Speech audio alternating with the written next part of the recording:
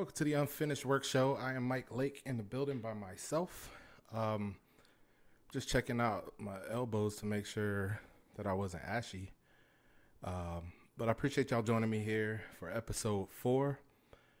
The title is Manhood. And I wanted to talk about this from the perspective of from red pill to simp.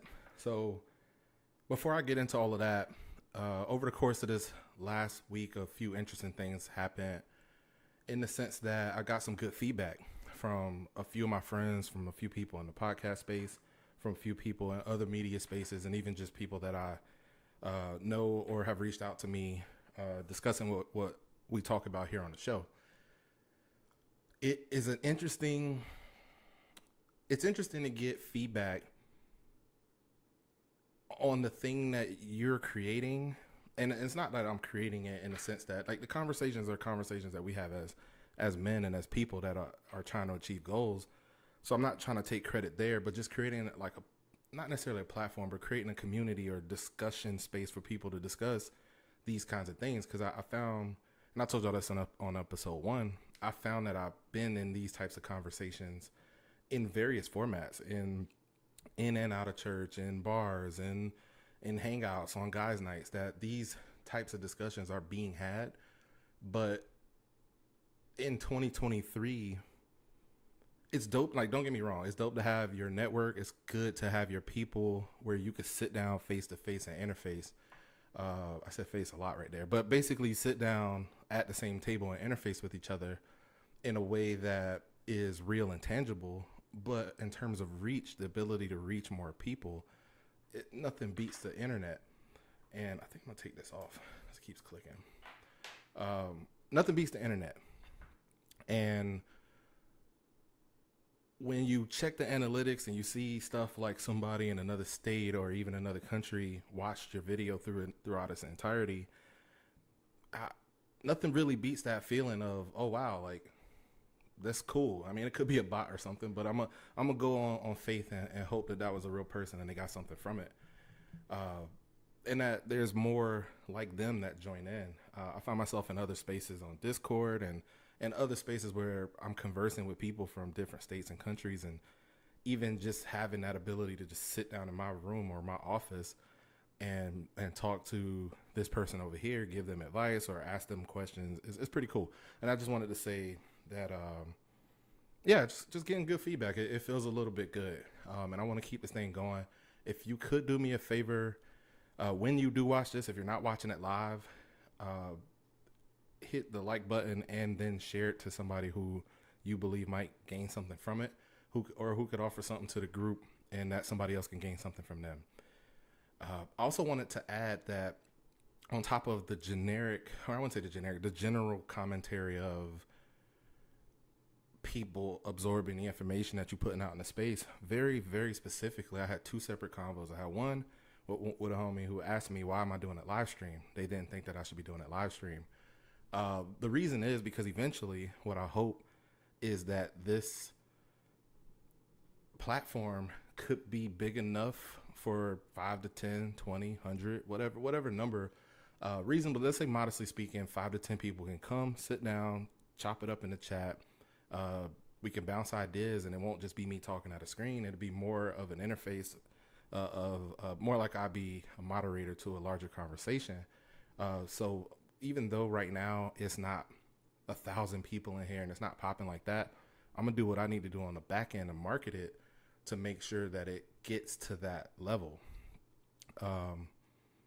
Because it's not that it's necessarily for me, even though I gain something from it. It's more of the idea that there's a lot of work to do, and maybe there's something I don't even know about. It's hard for people to find, like, if you wanted to volunteer and you say, hey, I wanted to do something to help people out, like, where do I go for that? Of course you can Google it, but if there was a community of people say, hey, I got X project going on and I'm a part of this thing and I wanted to see if anybody would help me out, it's kind of cool to do. I know my church definitely does it, and this shirt that I got on here is actually from the serve program. I think next week or in the next 2 weeks, they're going to be doing like a week of serve projects where they're encouraging everybody to get out and help people in the community in a tangible way, like literally like building fences and and cleaning up and folding clothes and serving food and that kind of stuff. But every second Saturday of the month, they do that. And Michelle and I have volunteered. But also, just even specifically in the men's group that I'm a part of called Courageous, there are tons of projects where they say, hey, we need help doing whatever. And I was a part of one such project a couple weeks back where we were helping renovate this building for use for a nonprofit that helps out trafficked women. So it's cool to be a part of, like, my church is that network, but also I'm sure there are other networks that we can create and contact points where we can say, somebody, like if a friend of yours is starting a business and they're like, hey, I want to reach out to the unfinished work community and ask for help with the work that they have unfinished. But anyway, moving on from that, personal update, or some personal updates. First of all, I started school again this week. Unrelated to nothing. I just wanted to finish my degree. And actually, I got some other plans that I had to think about what I was saying. I had some other plans in the future that I actually want to kind of make a pivot on. And it's going to require that completed education and another certification. So I'll be working on both of those things. On top of that, I started a crazy fitness workout program. I kind of teased it last week. Indirectly, just through a couple different conversations and contact points, this thing called 75 Hard popped up. And if I can, let's see if I can get up here. So as you see here, this is mine. I started on Monday. I know it's Thursday. My today one is in progress. But 75 Hard is this fitness challenge that I think his name's last name Frasillo. I think it's Anthony Frasillo created to challenge people to change their lifestyle, to change their mentality around their making themselves better, which sounds a lot like what we got going on over here, but specific to fitness. And I promise you, by no means am I saying 75 days is crazy. 75 days straight of this. I'm swiping on the mouse like y'all can see it, but as you see here, it's 2 45-minute workouts this per day, following a diet, a gallon of water, read 10 pages. And it literally said read, which I felt attacked because I'm an Audible guy. No free plug for them, but I use Audible because I'm an auditory learner and I have a job that requires me to keep my eyes upright. So reading 10 pages, it ain't hard to do. It's only 10 if you can read at above a middle school level. But physically reading the pages does something different. I do admit that taking that time set apart to sit down and read just does something for my mind, just does something for my focus.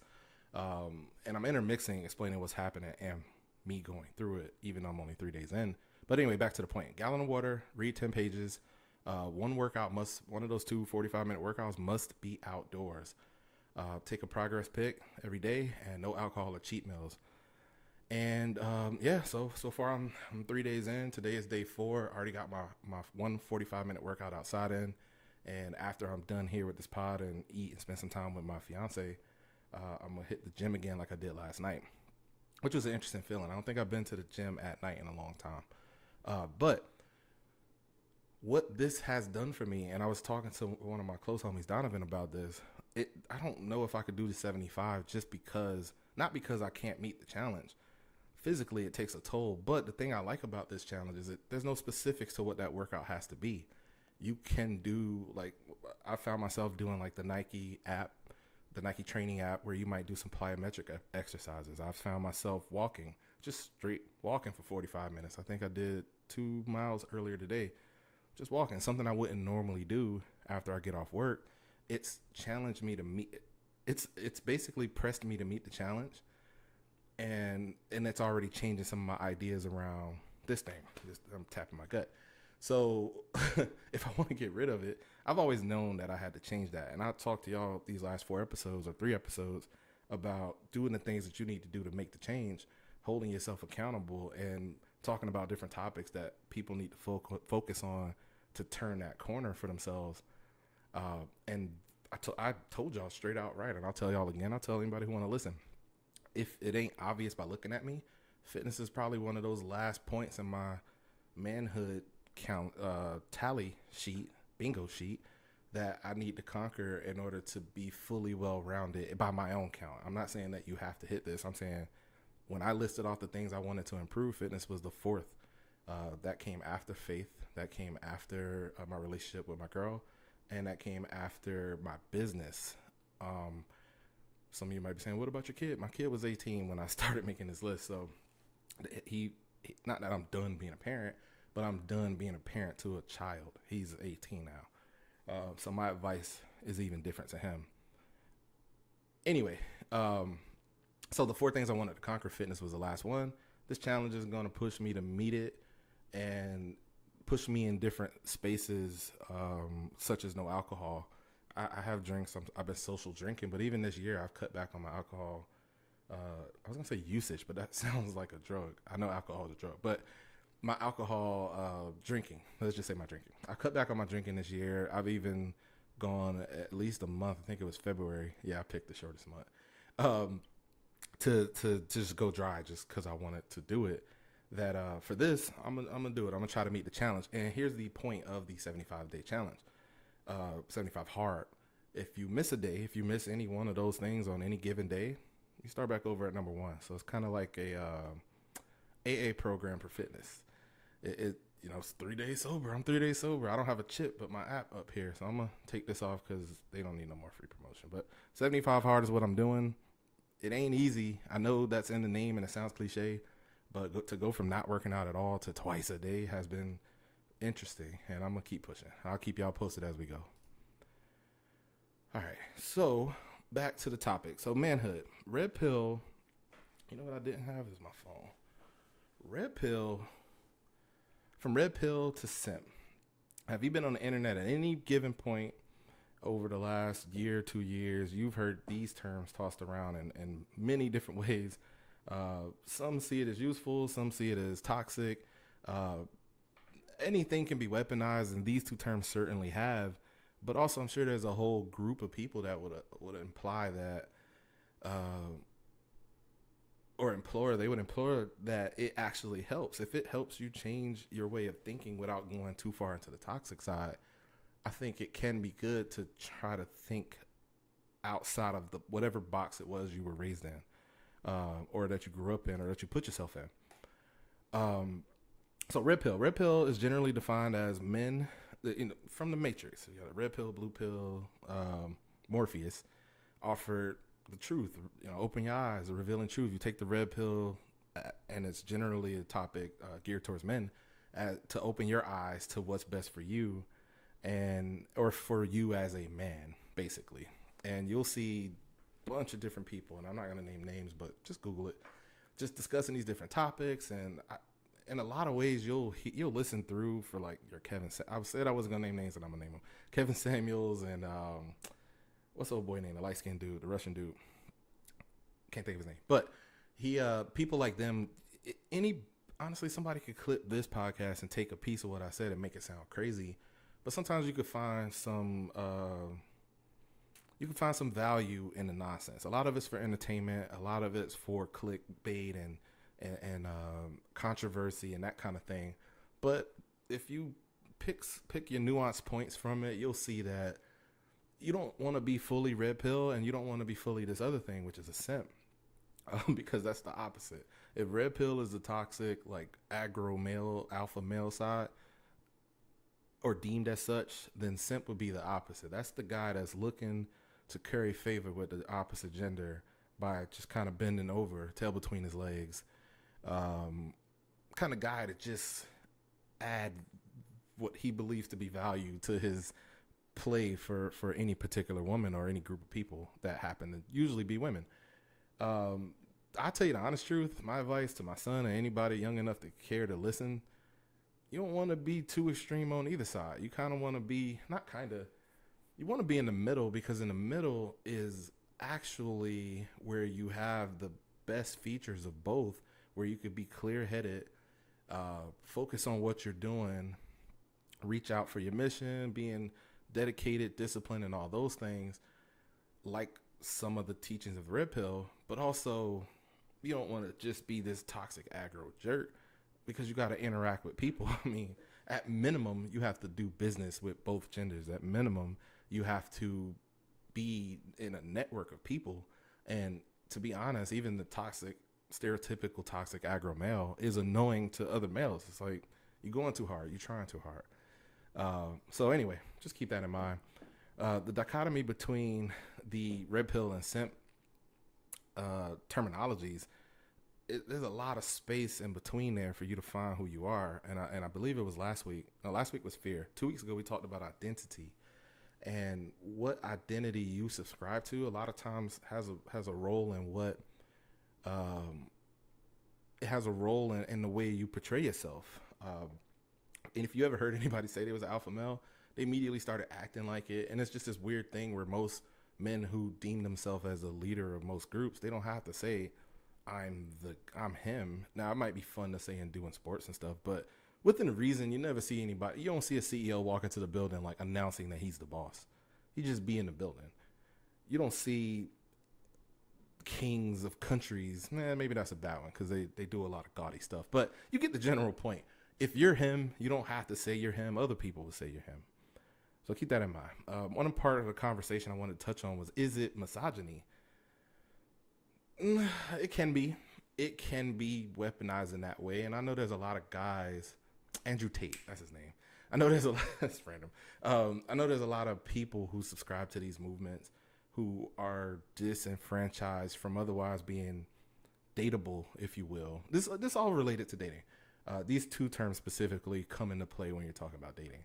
I know there's men who they don't have G, they don't got the looks, they can't get the girls, they don't have the money, they don't have the assets or whatever it is that people out here looking for from the male species, and they get disenfranchised. In fact, one of my friends, Claude, talked to me about, or was it Claude or Don? One of them two brought up the idea of what they call MGTOW. It's an acronym it's MGTOW, men going their own way. I don't know. I don't know about that one. For me, nah, I need, like, when I say need, I like women. I like my woman. And I was raised by my father and my mother, and I watched my grandmother and grandfather raise their 6 children, et cetera, et cetera. You need both. You need a balance. You need, for every time my dad tried to crack my head, within reason, for something I deserved, my mom was there to give that other side. But my mom was no pushover either. The point being, men going their own way, I don't know. I don't suggest that. I'm not going to tell anybody what to do. I just don't suggest that you subscribe to such a thing, because it is basically men, incels, involuntary celibate men, volunteering to group up together. I don't know where that goes. I would be interested in seeing what the point of the MGTOW movement is, what it looks like. And no, I know what it looks like. I know who's in it. And as soon as I said it, y'all pictured that dude. But not to shame them, maybe a little, but not to totally shame them. What I mean is, if you really was about that life and you really started living that life, what does that look like? Are you in a compound of only men building things? Like, are y'all being men and doing men? I don't know what the end goal of that is, because I know what I believe in, what my faith taught me is that we are put here to procreate. And not, I know I've dumbed that down to a way simplification, but the point of it is we are here to rule as co-heirs with our women and spread to be fruitful, basically. And to go your own way just feels like a recipe for, honestly, there's never been a scenario, except within sports or something organized with rules. There's never been a scenario where I've been in a room full of men and been like, this is lovely, this is great. Pass on the MGTOW movement. But I've only brought them up because, at least with the red pill movement and the simp movement, I know there's those guys in them too. But some of these guys can get dates. There's red pill dudes who are those guys. They might be deemed F boys or whatever, but they get on the sites, they get dates, they sleep with women, whatever, and they still subscribe to the red pill movement. And a lot of guys are making good entertainment, checking less than stellar women on some of these ideas. Kevin Samuels had a whole movement based on it, and it was interesting. It was interesting to watch. It was good entertainment, but also he wasn't wrong on a lot of that stuff. Jake said lumberjacks. Yeah, let's all get together and go our own way. Which, by the way, going your own way as a group feels like a, what's that? Oxymoron? Um, yeah, I don't know. I don't know what the point, unless y'all trying to build something or do something manly, man, that you need a bunch of men to do. I, I don't know. I would be very interested. I might do some more research on that, on the MGTOW movement. But anyway, so from on the scale, on the spectrum from red pill to simp, if we're using those extremes as the extreme left or right, uh, MGTOW guys kind of fit in the. I want to. It's almost like they're simps, but they just unsubscribed from simpology. They just decided that they didn't want to have the attention of the other gender and that they would do it themselves. I don't know. I'm literally spitting in the dark on this one. I don't have any idea what MGTOW men hope to achieve with their thing. I don't know. Have fun with that. So a part of this conversation kind of plays out when you start talking about gender roles and expectations. For me, I was always expected, and I want to talk, like, I am talking about manhood. If I didn't repeat that for me, what I was taught and shown by my father was that there are certain gender roles that are almost automatic that I never even questioned, such as like taking out the trash.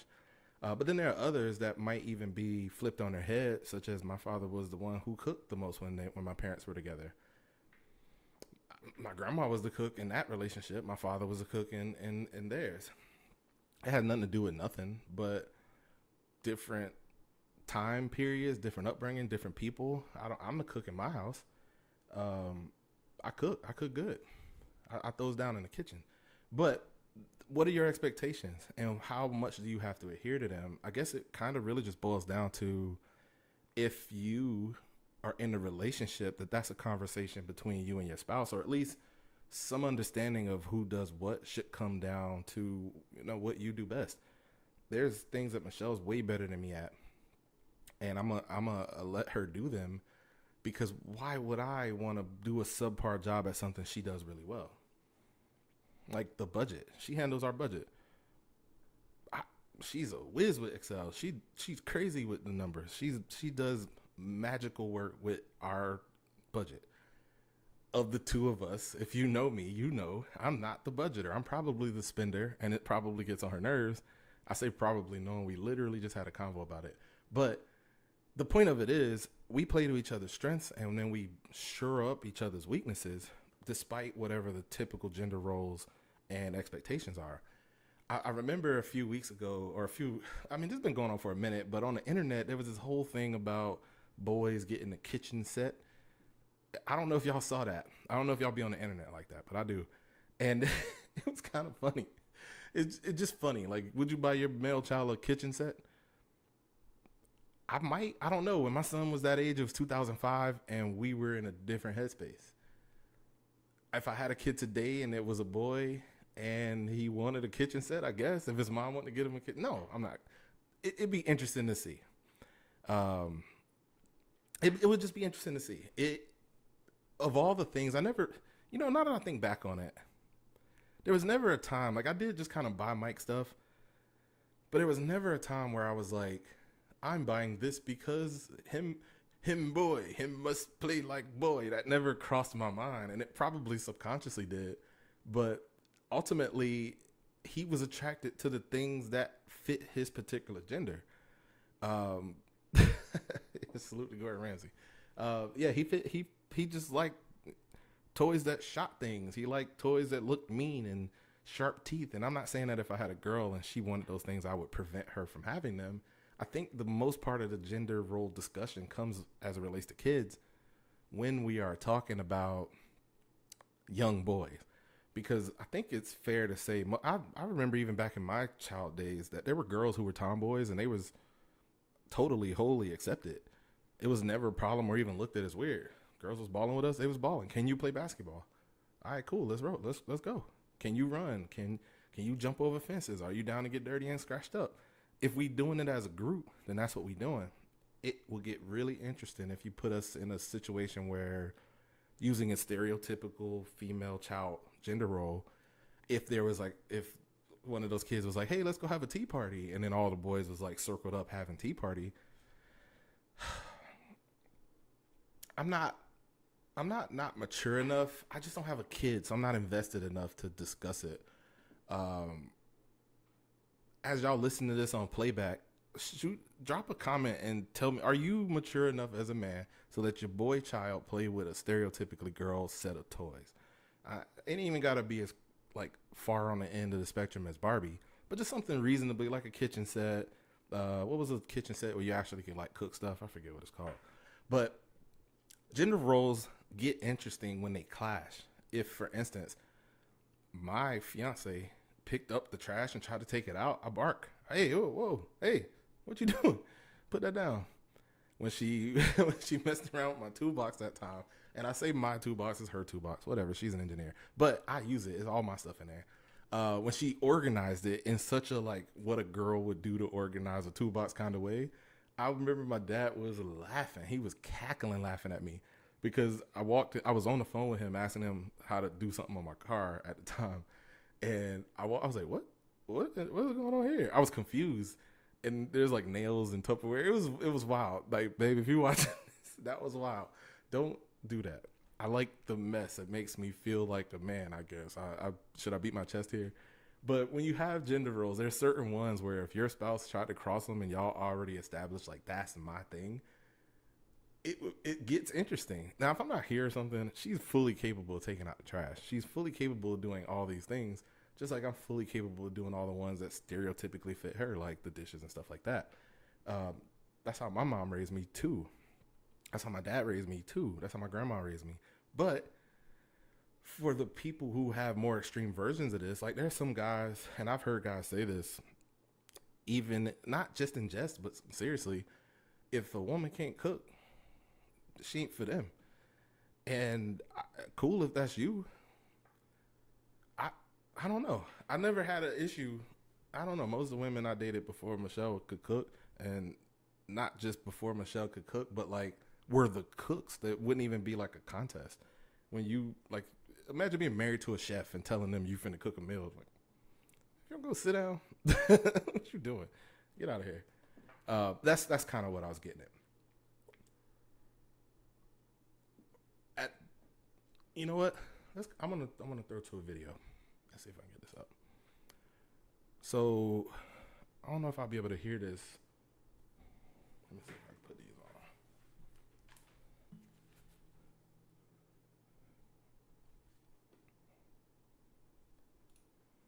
on. All right. Oh, there's an echo. I just have to power through. So what I have here is from the Obama Foundation YouTube conversation with Steph Curry, Obama, President Obama, or former President Obama, and a group of kids. It's their foundation town hall thing.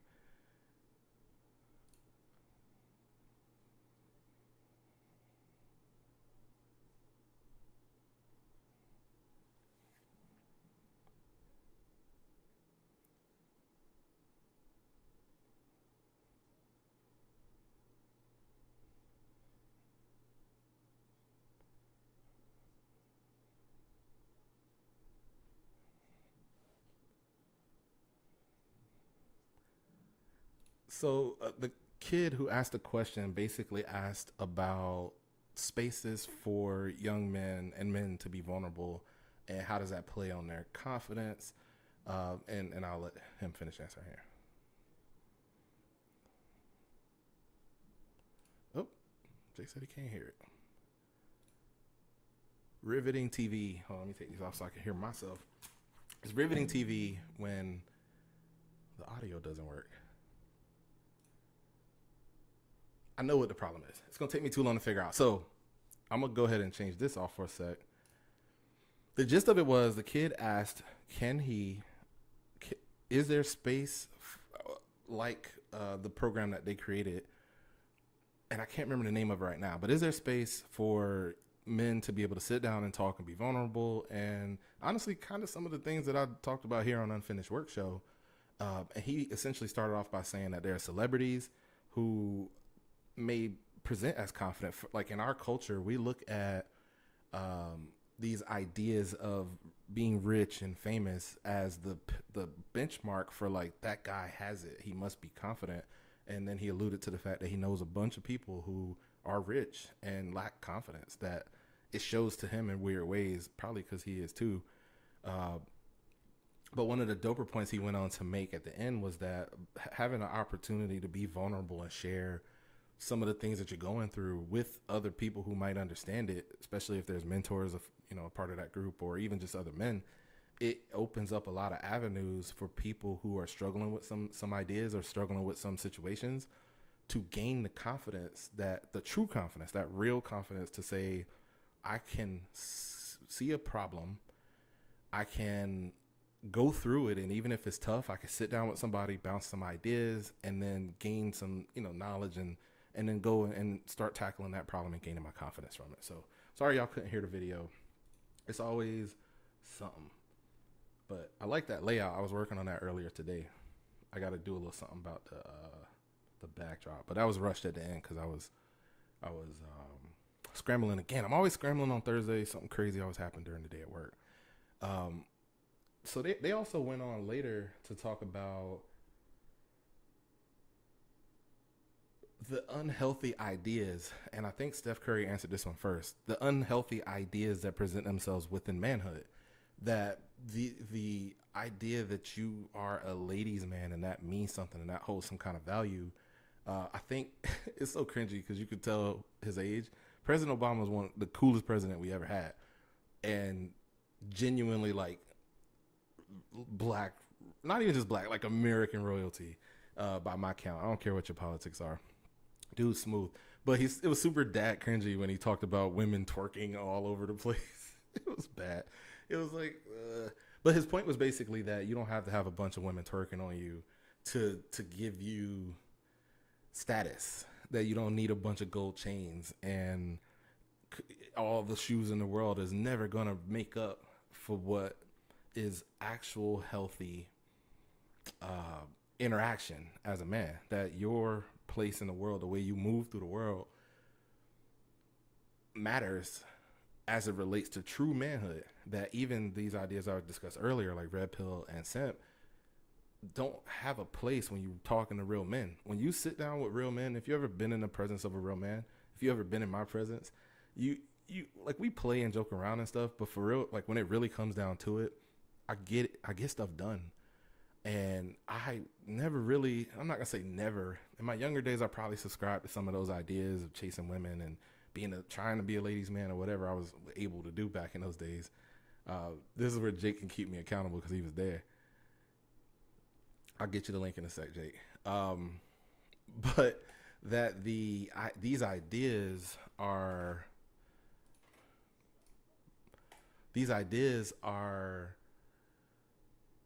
made up.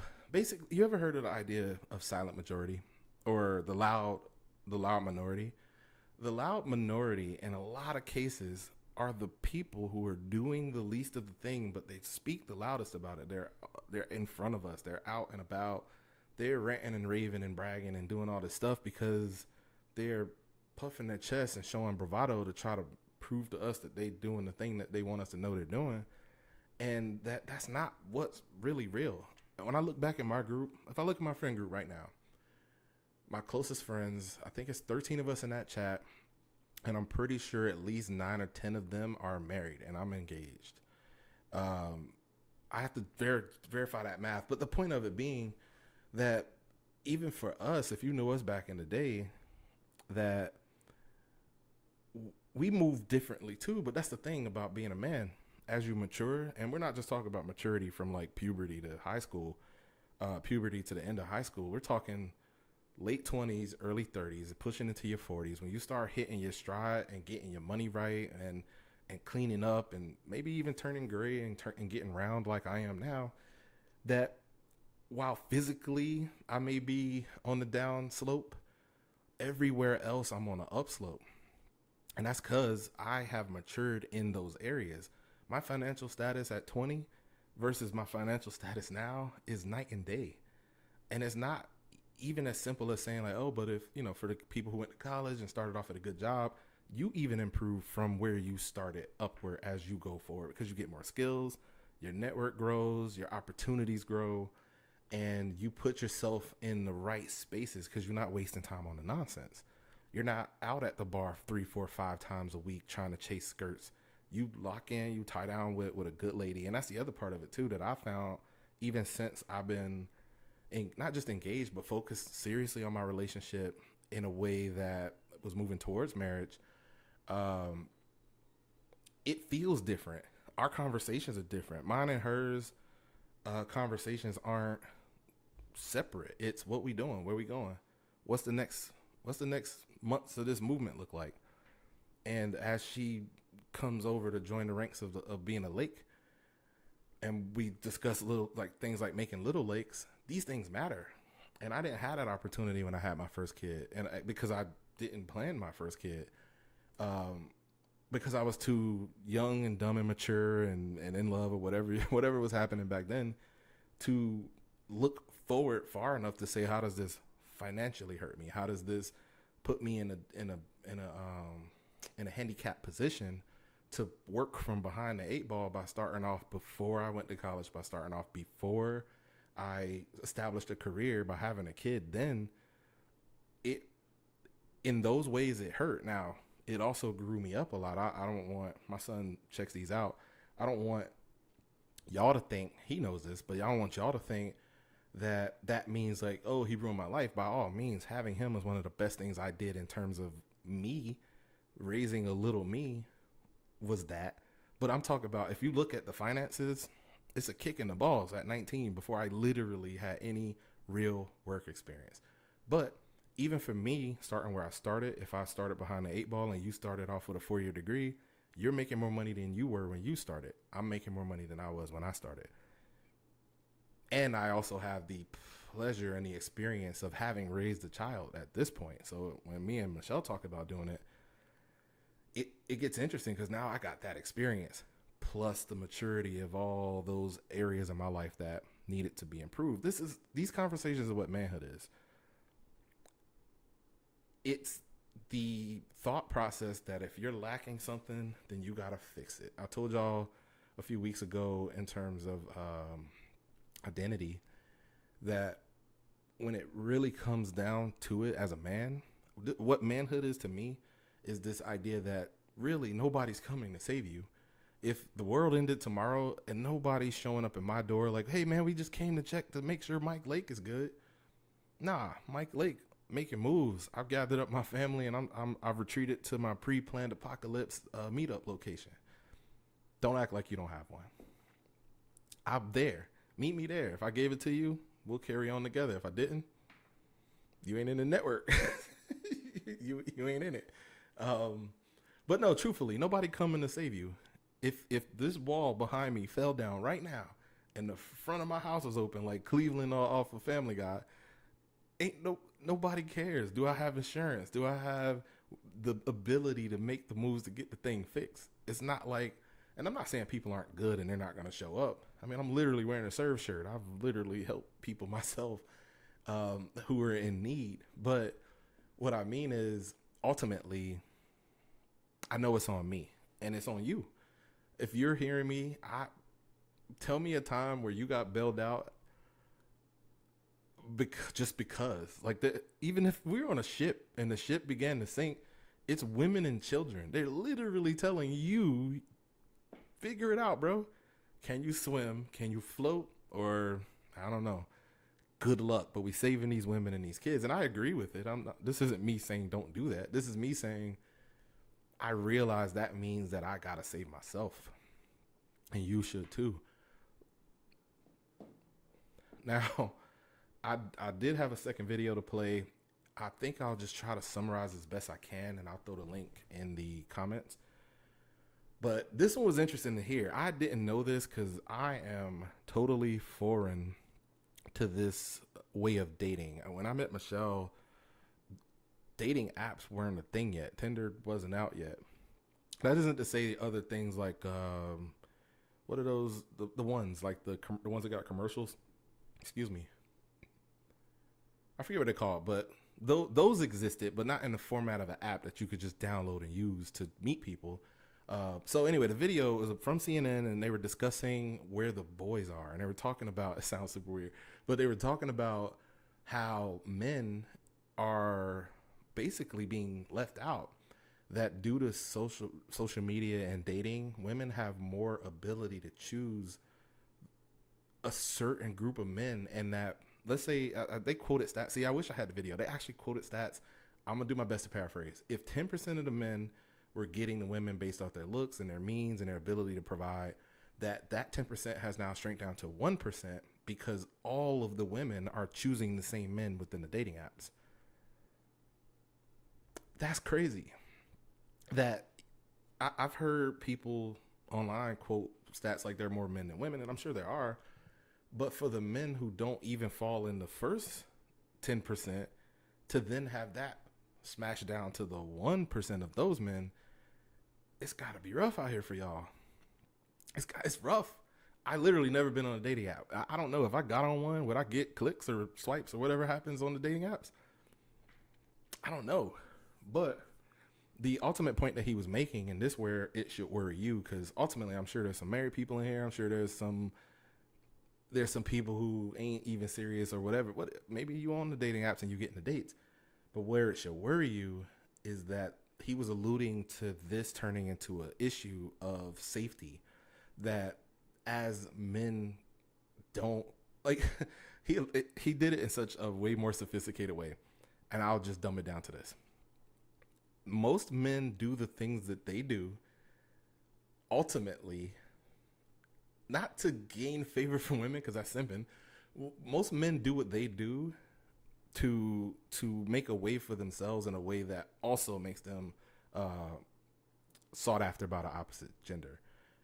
And when you think about it, if you want to be wanted and you're in a position where you're not, at some point that's going to turn into anger. It's going to turn into people lashing out, higher crime rates, things like the R word go up. Unfortunately, remember the Wild Wild West? And I'm saying remember like y'all were there, but if you ever seen any real like depictions of the Wild Wild West, or even times before that, like they talk about like the Middle East and Africa, like in biblical times, that the way the world was crazy. It was totally upside down, and it was the strongest will survive, and the strong men took what they wanted, and that ain't got nothing to do with equality or what women want, or men are stronger. And if it really, like, there was a breakdown of society, it would be bad out here for most people, but it'd be worse for the fair gender.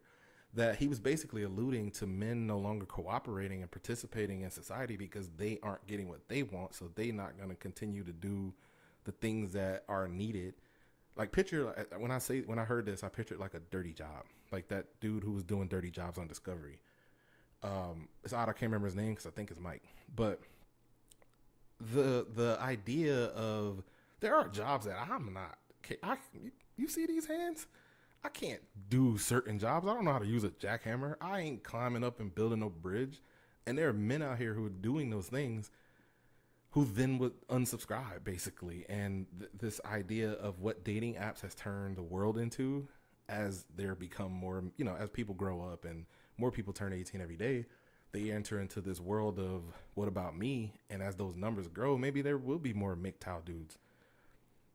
Maybe those MGTOW dudes start to dictate policy because they can outvote everybody else, because the 1% is getting the women, and then however many of the other percents are already married or in relationships, that the rest of those dudes get wild and they start doing stuff outside of the bounds of what we got set up here. So again, my bad, apologies for the sound. I literally know what the problem is, but I don't have the time to fix it while also talking live. So them's the breaks, like I said a couple weeks ago. I'll have it fixed by next week. And so yeah, that's that. As it relates to manhood, I think I'll sum it up with, I was talking to my father and we were just kind of comparing some notes, and I want to make sure that I hit all the points. So as it relates to manhood, you don't necessarily want to be a simp or totally on the other end of the spectrum of, you don't want to be a simp at all, but you also don't want to be on the other spectrum of red pill.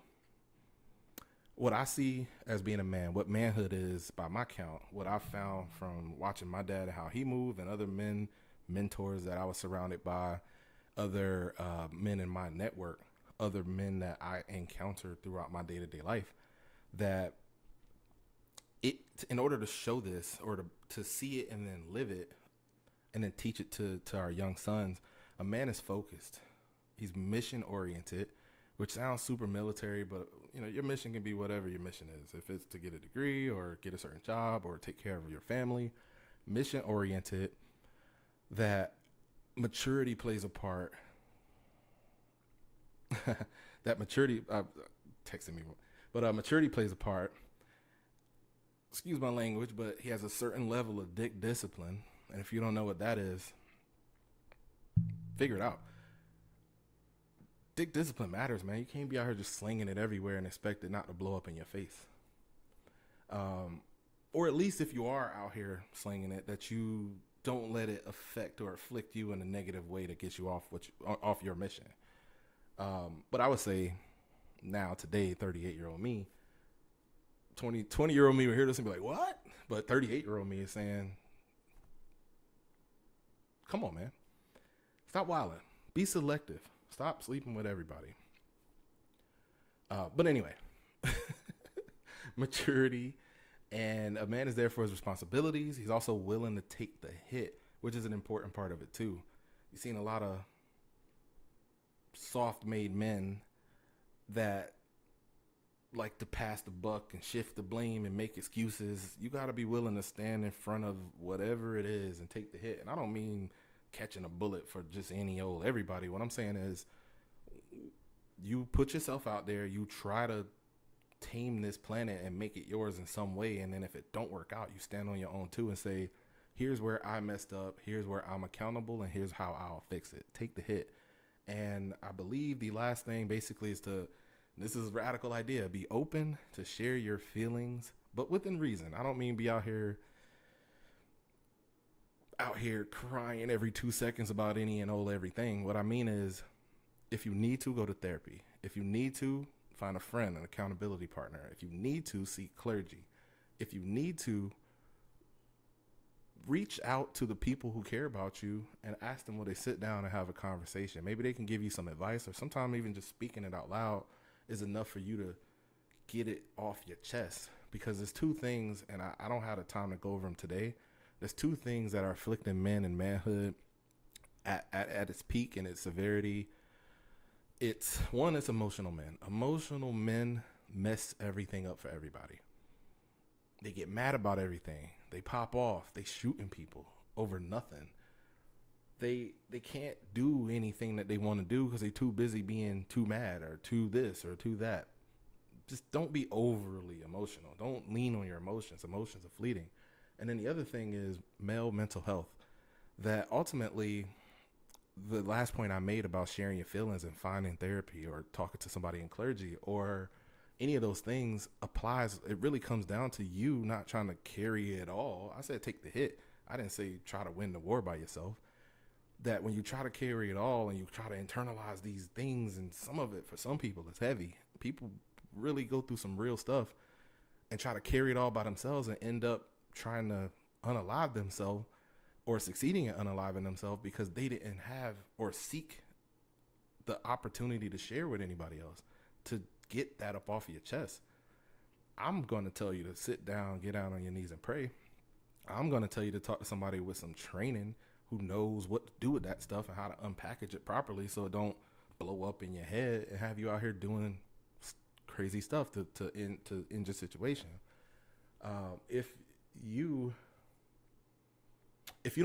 don't do anything else, if you learn nothing else from this episode, manhood is about being centered. It's about being a rock. That even in the title is kind of a trick statement to say, from manhood or from red pill to simp, that being a center, being a rock, being a pillar to your family and your community is the way to best implement manhood.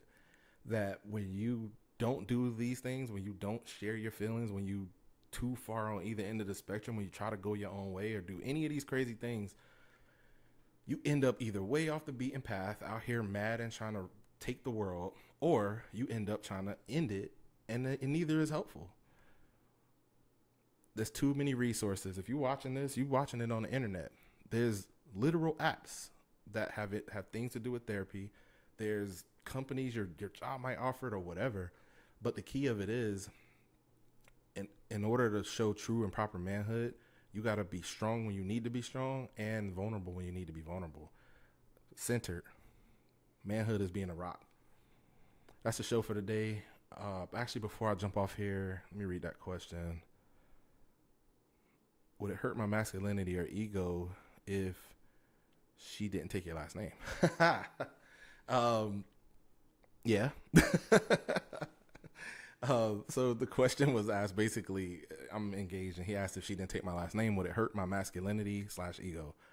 It wouldn't hurt my masculinity/ego. I said that in jest. What I was very clear to her, and it wasn't like it was not a discussion. I was very clear to her what I wanted as it related to that. And she knows what it means to me. She knows what my last name carries as it relates to just knowing me. She knows what this thing means to me, how I hold it as a marker of pride.